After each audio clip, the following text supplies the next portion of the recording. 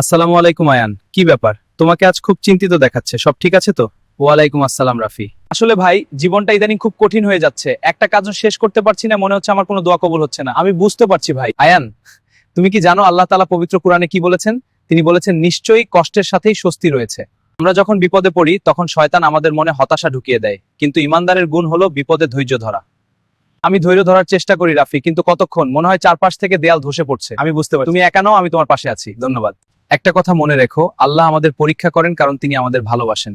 তুমি কি ইউসুফ আলাইহিসসালামের কথা শুনেছো? তাকে কুয়োর অন্ধকারে ফেলে দেওয়া হয়েছিল, মিথ্যা অপবাদে জেলে যেতে হয়েছিল, কিন্তু তিনি কি হাল ছেড়ে দিন? না, তিনি হাল ছাড়েন। তিনি আল্লাহর উপর ভরসা রেখেছিলেন এবং শেষ পর্যন্ত আল্লাহ তাকে মিশরের অতিথি বানিয়েছিলেন। বুঝতে পেরেছো? হ্যাঁ, বুঝেছি। হয়তো আল্লাহ তোমাকে যা দিতে চাইছেন তা তোমার কল্পনার চেয়েও বড়। আমাদের কাজ হলো চেষ্টা করা এবং বলা, হাসবুনাল্লাহু ওয়া নি'মাল ওয়াকিল। জাযাকাল্লাহ খাইরান রাফি।